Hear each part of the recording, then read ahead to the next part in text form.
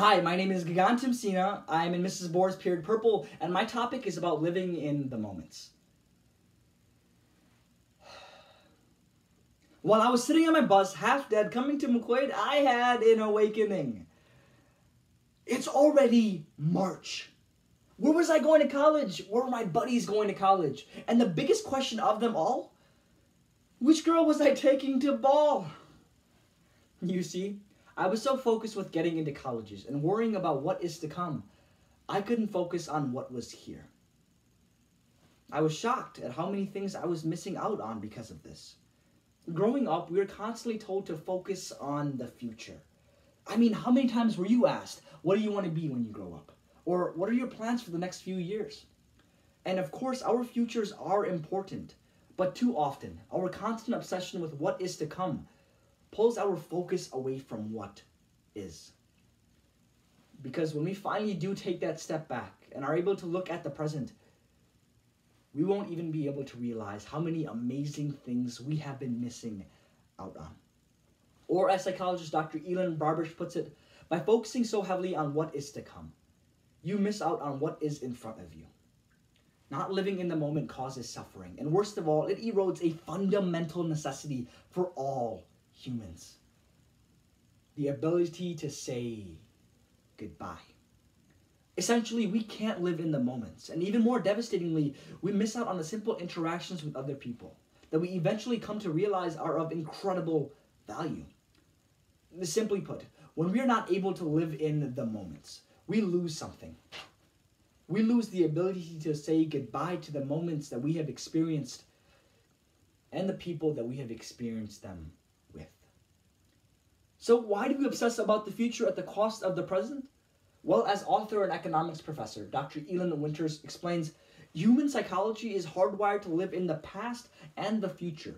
No mention of the present. We are so fixated on becoming like everyone else that we focus on the future, choosing to ignoring what is happening around us so we can focus on what's going to happen. It's easy to say that we aren't influenced by what people think, but the fact is social norms hold a massive influence over us. We get so caught up trying to craft our futures into one that fits the social mold that our present lives just fall wayside.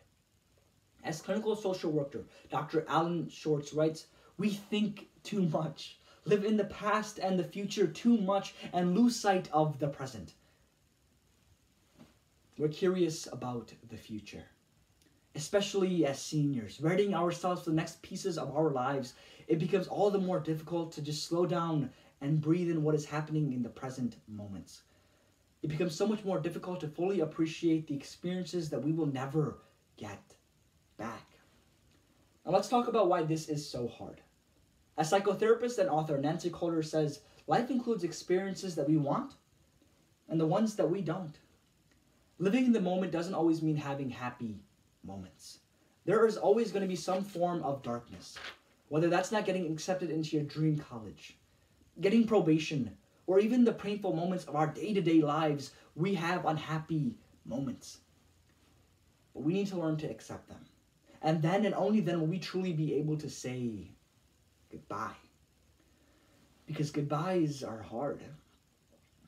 It's like saying see ya, only to never see them again. And if we can't even live in the moments, we can't even say goodbye to the moments and the people in them.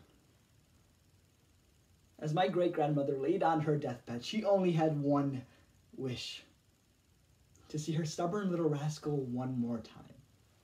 Me. But even as she called my name, I drifted further and further away from her.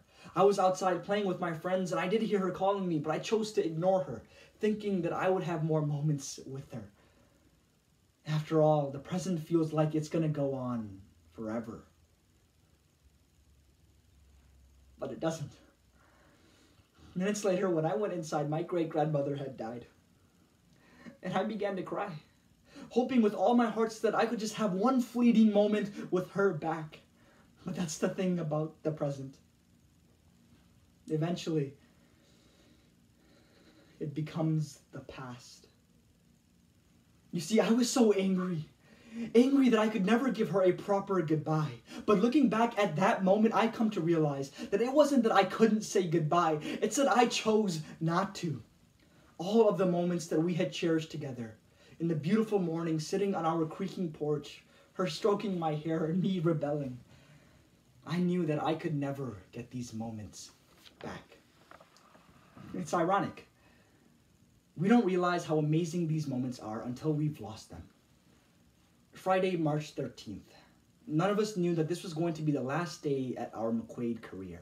None of us knew that we weren't going to be able to see our friends. None of us knew that we weren't even going to have a graduation ceremony. None of us knew that our parents weren't going to be able to smile as we walked the stage.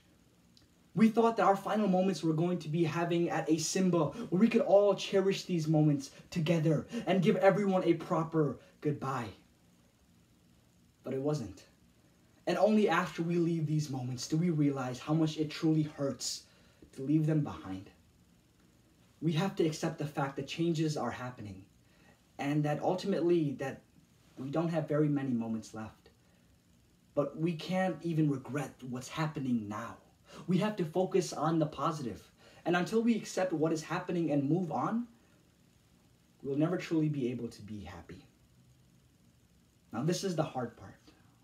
The part where we part ways. Here we are, the part of the ending of my speech. The part where I say goodbye. And I'm still learning. So please, let me practice with you.